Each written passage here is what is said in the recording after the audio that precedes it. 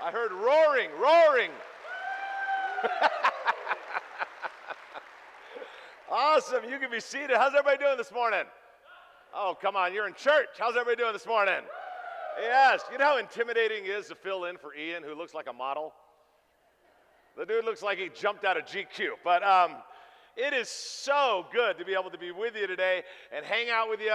My name is Chris, as Ian said, and we have several campuses all across the United States and in other countries as well. But it is a joy to be able to fill in today, and thanks to Ian and his beautiful wife. I want to give a shout out to Ron and Lynn Dome, who used to be part of our church.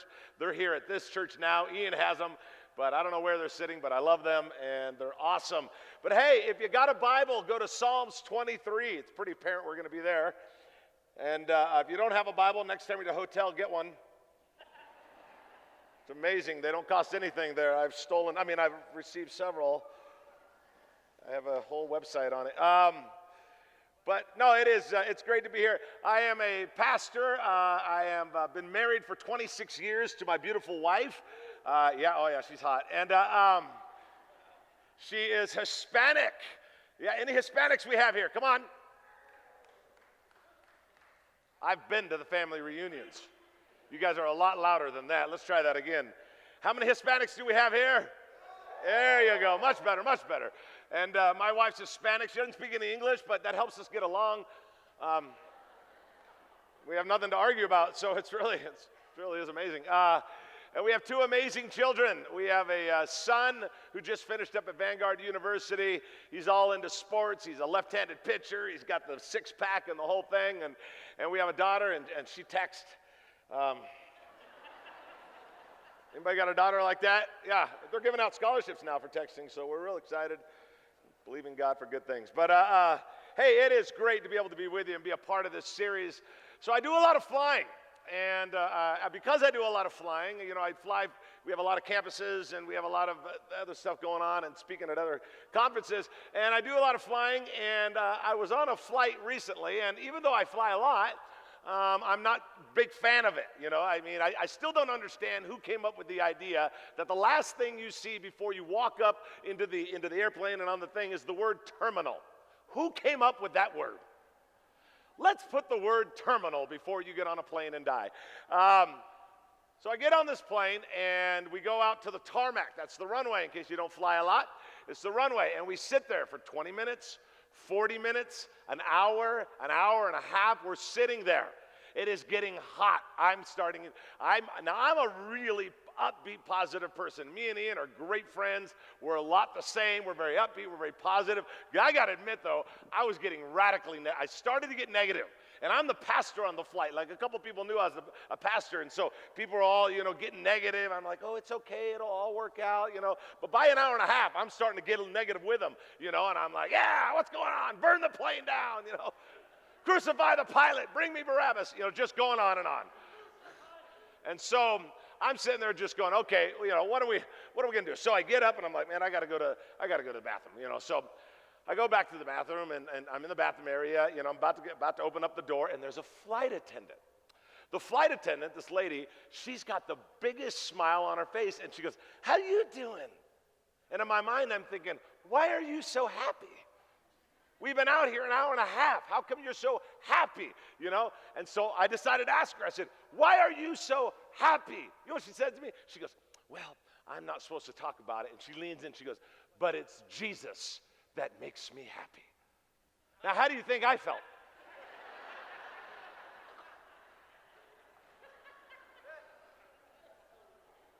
Then she makes it even worse. She leans in. She goes, do you know Jesus?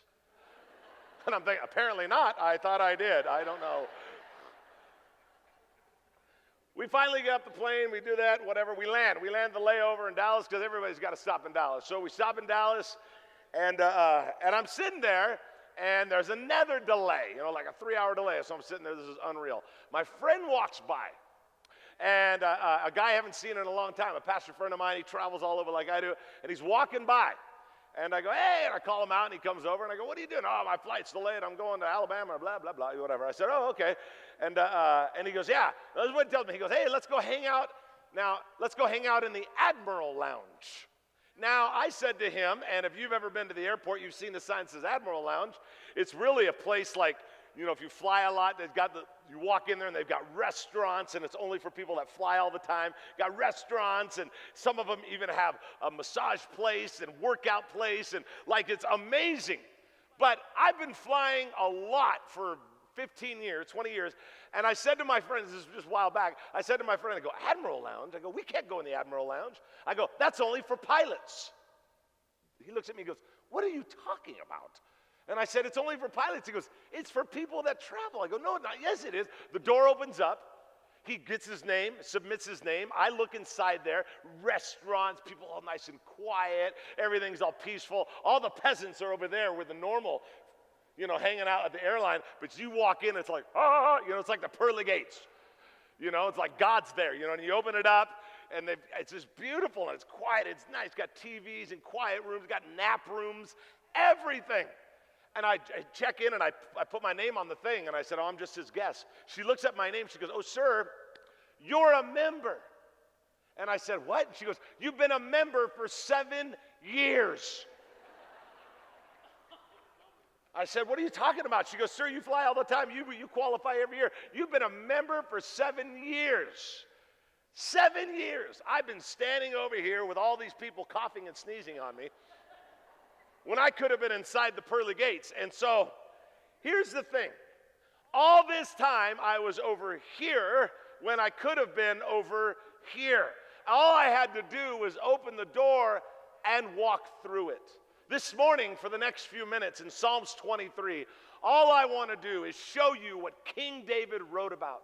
He wrote about this idea that there was a new way of looking at things, a new doorway for our life.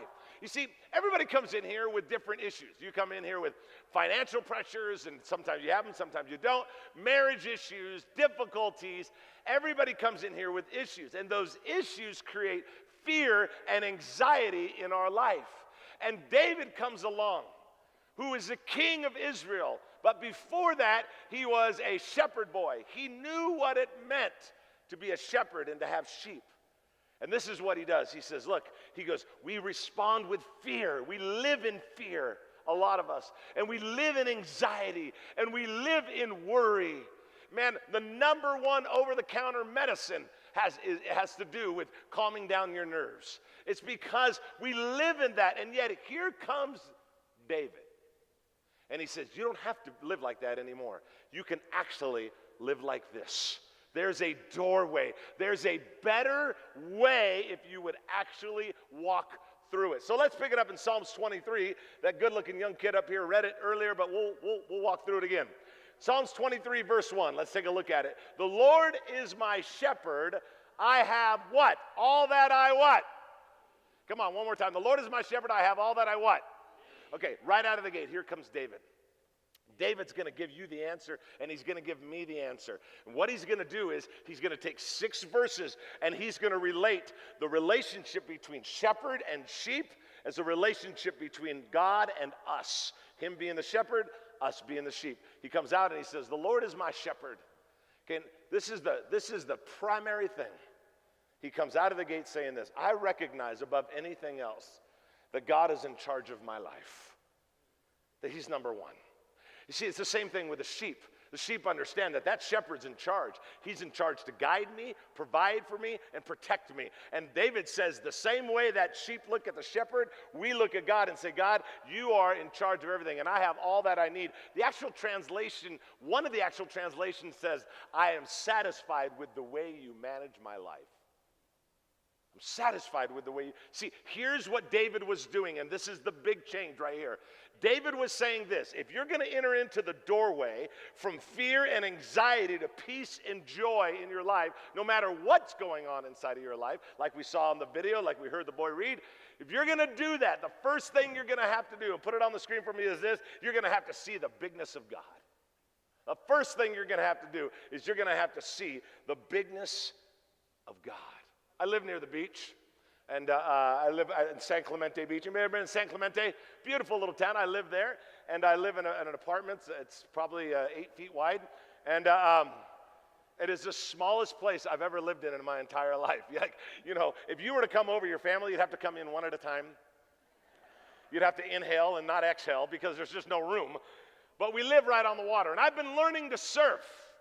And I'm not very good at it all, but I've been learning to surf over the last couple of years. I decided to take it on. And so I've been learning how to surf. So I'm out there surfing. I got some lessons, and I feel like I'm getting a little bit better. And I'm out there surfing, and I'm on this big board that's as big as a stage. That way I know I don't fall off. And I'm going out there, and there's this guy out there, and he's just killing it. He's shredding, He's like, 19, 20, 21 years old, and he's coming down, zipping down this way, and I'm on my board, and you got to go under the wave when it comes. You see them go under the wave. You go under the wave so it goes over you. As I'm going under the wave, I'm getting ready to go under because I see him coming. I'm like, I got to avoid the wave, and I don't want to get hit by him.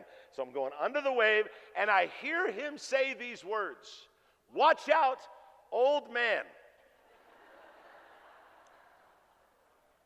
As I'm under the water, I'm contemplating, did he just say what I thought he said? Did little Satan just tell me, "Watch out, old man"? As I come up, I'm like, he did. He told me that. So as a leader, as a pastor, I felt the right thing was to do was spend time with him, so I baptized him for about 20 minutes. What do you think now? No,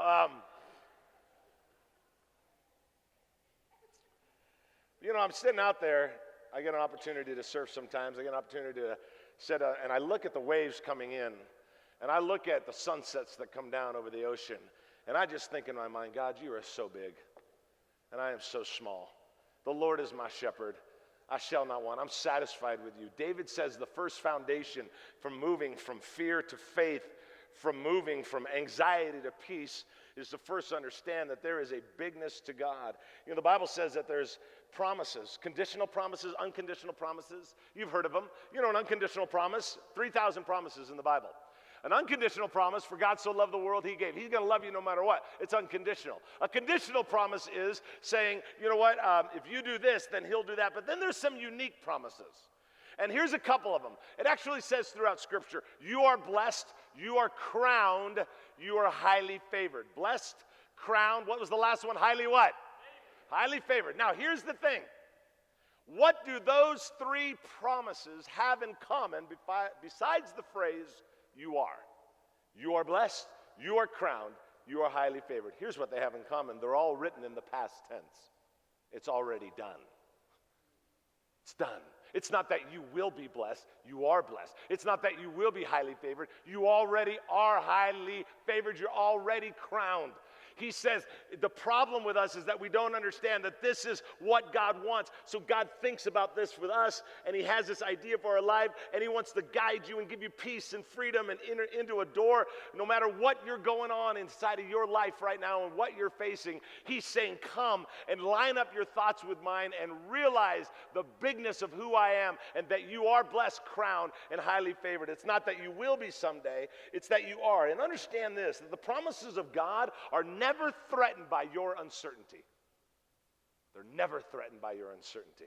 The promises of God always deliver. Psalms 23, let's pick it up where we left off. The Lord is my shepherd, I have all that I need.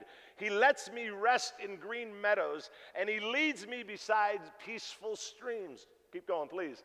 He renews my strength. He guides me along right paths, bringing honor to his name. Even when I walk through the darkest valley, here it is, I will not be what? Come on, I will not be what? For you are close beside me. Your rod and your staff protect and comfort me. You understand something about sheep. I have studied this, Psalms 23. I have read books, I've studied it, I've actually gone out and talked to shepherds. I am so fascinated by this psalm. They are extremely timid animals. They are very nervous and very afraid. In majority, they're afraid of all sorts of things, and they live in a constant fear of other people and of other situations and of predators and of animals. They live in a constant fear. That is what David was saying. He's saying, look, man, he goes, the shepherd or the sheep, even when they walk through the darkest valley, they will not be afraid.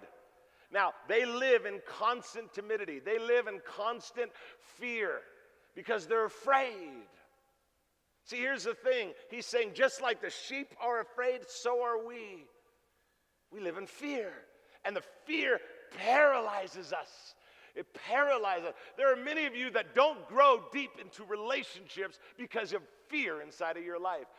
You don't trust people because of fear inside of your life. You don't give. You don't tithe. You look at the 90-day challenge and you're like, I can't do that. It's because it's trust. At the end of the day, the reason behind all the fear, the antidote to all that fear is trust. The reason that he says, I will not be afraid, the sheep can actually say, I will not be afraid, is because they trust the shepherd, that if something comes to attack them, they'll take care of it. That if they need food, he'll take care of it. That if they need shelter, he'll take care of it. The only way that they can rest is when they have trust inside the shepherd. There's no other way to rest. And that brings us to this, and you might want to write this down, is that the shepherd gives our soul rest when facing worry. When we face worry. Man, God causes us, or the world causes us to be worried, and there's fear, and there's anxiety, and there's all of that stuff. And then the shepherd comes along and says, look, if you want to not deal with that fear that paralyzes you, the fear that keeps you from close relationships, from taking a risk, from starting that business, from stepping out, from getting involved, from living a life of generosity, from whatever it is, if you want to stop that fear and you want to say, I will not be afraid, it comes down always to trust. God, I'm going to trust you. A few years back, I went to Costa Rica to do some speaking. And so we go there, and I took a guy with me, and he's a big dude. He's like 6'8", you know. And so we do a couple days of speaking. We have one day off where we can go do whatever we want. One day off. I don't speak during the day or at night. So I go over to the hotel, and we were not staying at the best hotel. I went up there, and I just said, hey, what would you do if you had a whole day off? The lady says, well, I would go zip-lining. Anybody ever been zip-lining before? All right, 5 of us. Good, all right. Besides that, in the 91 freeway, there's no other adventure. Here's the thing. So we go ziplining. Now, ziplining is basically where there's a big tree in a jungle and a big tree over there in a jungle, and they put a wire on it like 80 yards away. You take a harness, you clip onto it, and you zip down, you know, and the big old trees and a wire, and then you got a harness and you zip down, and that's what it is. If you've been ziplining in America, that's one thing. If you've been ziplining in a third world country, it's a whole nother thing. Because they don't care. Yeah, the wire works. Yeah, whatever. It works. It doesn't work. You die. It doesn't die. You know, whatever. So I'm like, okay. So we sign up. We do the thing. The next morning we wake up, 6 a.m. We go a 2.5-hour drive on a bus. Big old massive bus, seats 60 people. There's 5 of us on it. And in my mind, I'm thinking, they're going to kill us. This is a whole scene from Criminal Minds. And so, 2.5-hour bus, then a 1-hour boat ride, then a 1-hour horseback ride. That's how deep we were in the jungle. These little horses, you know, they were all thin and fragile. It looked like we were on Jenny Craig. And I'm sitting there riding my horse, you know, and going along. And my friend is 6'8", and he's on a small little horse. His feet are just dragging. Giddy up, you know. It was just a nightmare. Anyway, so we finally get there. The guy suits us all up, does his stuff. We're at the Sarapiqui River where they filmed Jurassic Park. Pretty cool. And they get us all set up, you know, whatever, and they do this or whatever. And then he goes, okay, you follow the guide. You go. You know, got broken English. Go. And I said, don't we need to sign anything? This is what he says. He goes, oh, no. He goes, you're fine. And I said, what happens if we fall? I go, what if we fall? Aren't you afraid of getting sued or anything? What happens if we... He goes, this is what he says. No joke, word for word. He looks at me and goes, if you die, we leave. I'm like, that's it? Just set up somewhere else? And as we went down, there were 16 runs, and you go from one then to the other, and then when you hit that tree, you slow down, you hit the tree, you stand on a small platform they build, they put a wire there, and you click, and you're hanging 60 stories in the air looking down. It's crazy. There's a couple guides with us, but one of them looked really young, and it was just me and him on one tree, and we were waiting for the other 6 people, and I looked at him, and I'm thinking in my mind, man, he looks young. And I looked at him, I go, how old are you? Now keep in mind, my life's in this one dude's hand, it's just me and him on the tree. I go, how old are you? He goes, 15. I go, what'd you say? And he goes, 17? Like that made it better. Oh, well, now you're 17. Now I feel so much more secure. As I went down all 16 of them, here's what I noticed. At first, I was scared to death. Then it got easier, then it got easier, then it got easier, then it got easier. Because I just learned to trust the system, the harness, the wire, the guides, everybody else. And it just got a little bit easier. Here's what the psalmist says in 1 through 4. He says, I will not be afraid because I have learned week after week, month after month to trust the shepherd. God hasn't let me down in the past. Why will he let me down now? And for many of us, we're facing all sorts of situations. And here's what he says. He says, you can trust the shepherd. You don't need to live in fear. I will not be afraid because I know the shepherd will come through for me. Here's the thing. Fear must submit to belief. People come up to me all the time and say, Pastor Chris, I have a fear problem. No, you don't. You have a belief problem. Because as soon as your belief goes up, then the fear goes down. Okay, I don't, you have a belief problem. I have a fear problem. No, you don't. You have a belief problem. The more your belief goes up, the more the fear drops down. And where we begin to say, I trust you. I trust you. There is rest for my soul. There is joy that overcomes me. Even when I walk through, even though, he doesn't say even though I go around the valley of the shadow of death, but even when I walk through those dark valleys, I trust you. That's where the peace comes from. The sheep trust the shepherd. And King David is saying, we as his sheep have to trust him. Have to come to a point to trust him. Look at Psalms 23, verse 5a says, let's look at it, first part of it. It says, you prepare a feast for me in the presence of my enemies. You know, the sheep, they live in a continual fear, not only of predators, but they live in constant tension with each other. If they bother each other, there's tension there. If there's conflict, they cannot rest. Okay, and you and I have that same exact thing with people in our life. How many have ever met anybody with a really bad attitude? Lift up your hand high in the air. How many are sitting next to someone with a really bad attitude? No, I'm sure. Some of you going like this, get them!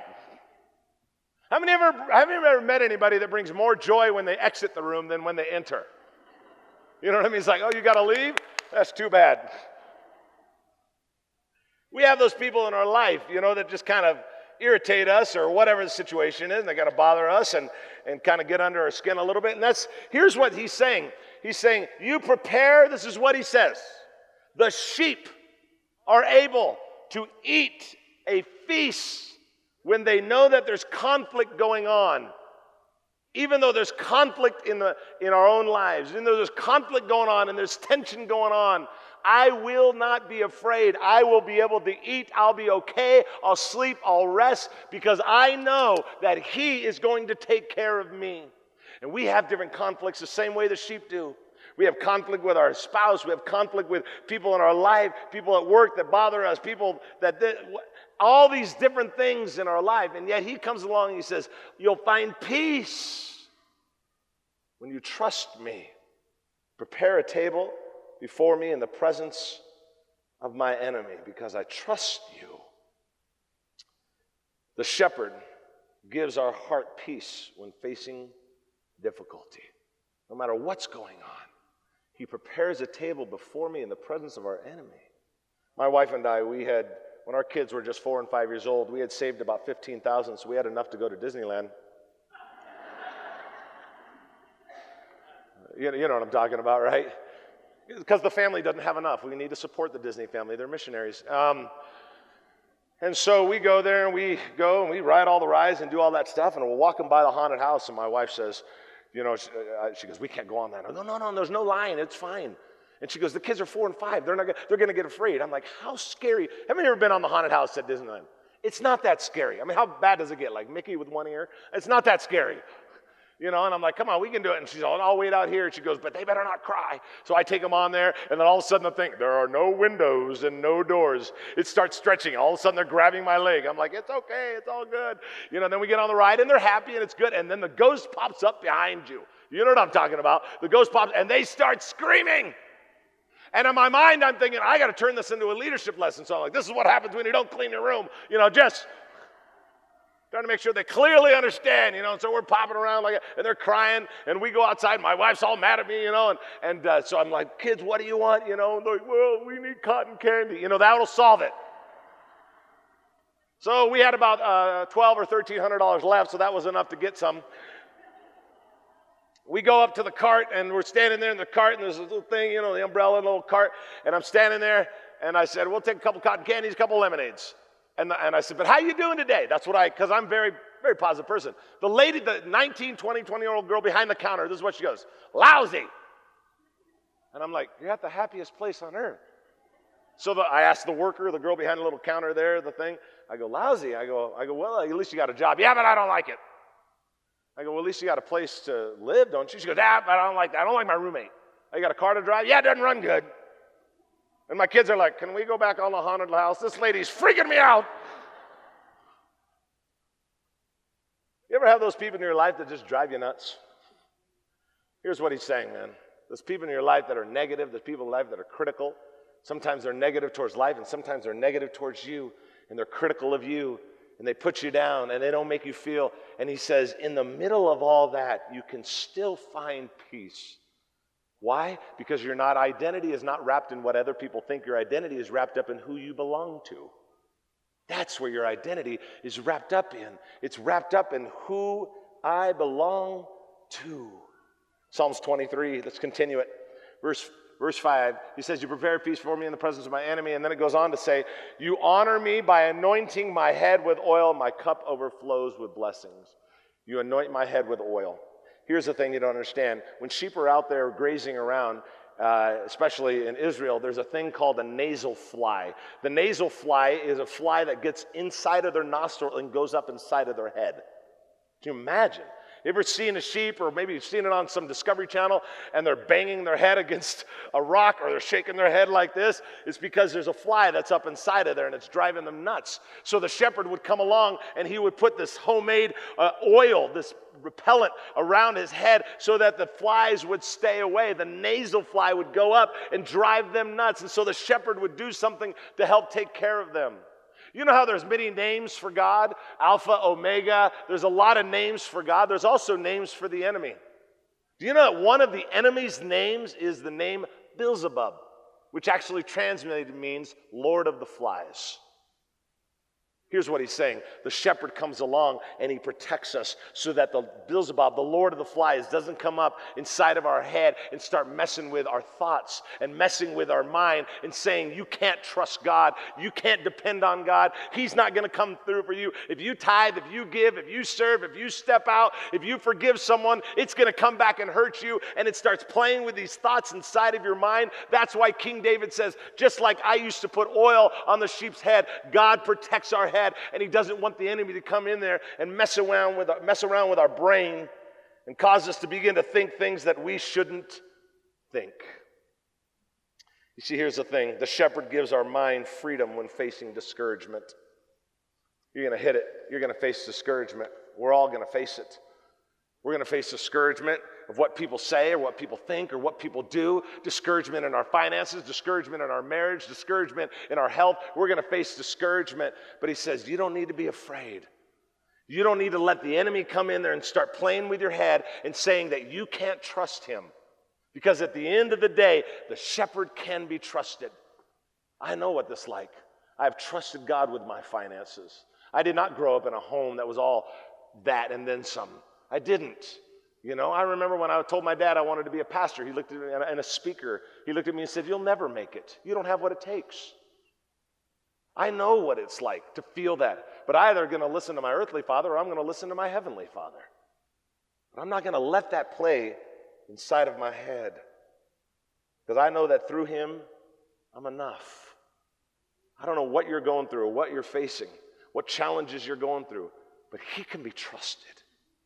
He can be trusted. I love what verse 6 says. Let's go to the final verse. Surely your goodness and unfailing love will pursue me all the days of my life. I will live in the house of the Lord forever. Back 3,000 years ago, when the shepherd would move along with the sheep, he would ask the landowner, can my sheep pass through your land? And the landowners loved it because they would go through and they would eat the plants and the weeds that the landowner didn't want. History calls the sheep golden feet because wherever they would go, what came behind them was only good things. That's why he said, surely goodness will follow me. Surely it will follow me, because the sheep would come along and they'd eat the plants and the weeds, and what they would leave behind is exactly what the landowner wants. Let me ask you something. When you're facing difficulty and trials and hard times, what do you leave behind? What does your wife see? What does your husband see? What do your kids see? What do the people at work see? When you're facing difficulty, what do they see? Surely goodness and trust in Jesus would follow me all the days of my life. I want to share with you this last story. I'll be out in the lobby afterwards. I've written some books. They've been on Amazon bestsellers and stuff, and they're all just about becoming everything God wants you to be. And I'm a big, avid fan of getting resources. If you can't afford one, just pick them up. They're only $10. If you can afford it, great, whatever. But I just want to get a resource in your hand. I'll be out there. But let me just share with you this last thought. I was on a plane, as I said. I do a lot of flying, and I'm on a plane just a while back. And I get on this plane, and I'm sitting there. And right behind me, as we're getting ready, we're getting buckled up, and all that stuff. Right behind me is a mom with her little 4 or 5-year-old kid, just a little boy. And this little boy, and they were playing games and having fun, and he was a cute little kid. I'd look behind and I waved to him, and he waved back at me, and he's just a cute kid. It's like a 2 or 3 hour flight, and we're halfway through, and he's playing games and puzzles and, tic-tac-toe with his mom or whatever, and they're just having fun, He's just, and I waved at him again, just a funny little kid with a little red hat, just a cute kid. And we're going along about hour and a half into the flight, and all of a sudden, I've done a lot of flying, but I've never experienced like this thing in my life. We just dropped about 2,000 to 3,000 feet out of the air. We just went down. Big old 747, boom, and all of a sudden, everybody's screaming, The luggage thing comes down, luggage starts flying out, the masks start falling, the little cart the girl was pushing for the drinks starts flying, everybody starts screaming. Here's what I love. When everything goes chaotic, people tighten up their belt, because that'll make a difference. If I'm 30,000 feet in the air, when you hit the ground, you'll be fine if you got the belt on. And so, all of a sudden, we're like that. Everybody's starting to scream, and I'm trying to remain calm. And all of a sudden, I'm getting into it. We're gonna die, and it's going crazy. And I'm talking, it probably only lasted about 25 seconds, but it felt like forever. 25 seconds of like, we're gonna die all the way down, and masks are falling. People are screaming. And in the middle of all of that, this little boy behind me, in the middle of it, right in the middle of it, I hear his voice. He begins to sing. He's got the whole world in his hands. Oh, my heart just began to break. Part of me wanted to cry. The other part wanted to turn around and say, hey, if he's got the whole world in his hands, tell him to stop shaking it, but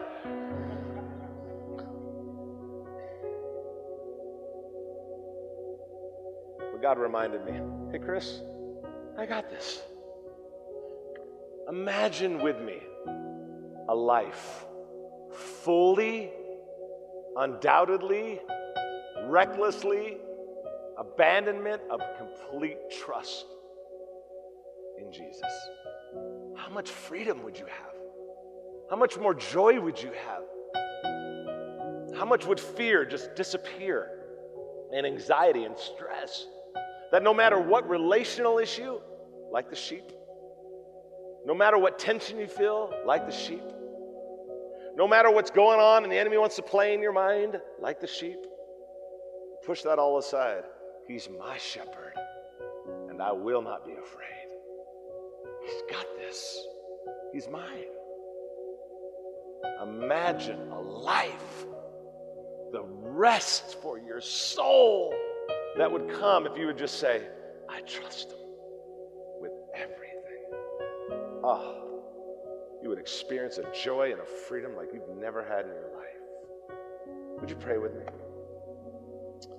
Jesus, thank you so much that you desire for us to trust you, that you love us, that you're the great shepherd, God, that you look out for us as just sheep, that our rest and our confidence and our joy and our freedom and our peace could come in you and through you and because of you. We thank you for that, God. Would you do this right now with me? We're going to sing in just a moment, but before we do that, would you just, with your eyes closed, would you just take your left or your right hand, whatever you feel comfortable with, and would you just place it over your heart? Would you do that right now?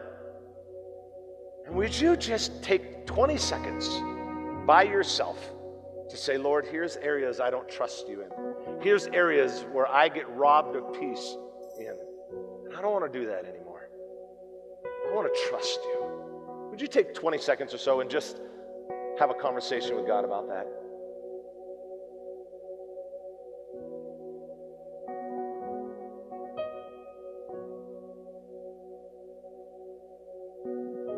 With our hands over our heart, God, we're letting you know that this heart belongs to you, that we trust you. And if we're in here today and we're facing marriage problems, we trust you. If we're facing financial issues, we trust you. God, whatever difficulty comes our way this year, next year, or whenever, we trust you. And we're not going to let the enemy get inside of our mind and our head and tell us God can't be trusted. He won't come through. We're not going to do that. We're simply, wholeheartedly, undoubtedly going to trust you. That's where our rest comes for our soul. In Jesus' name.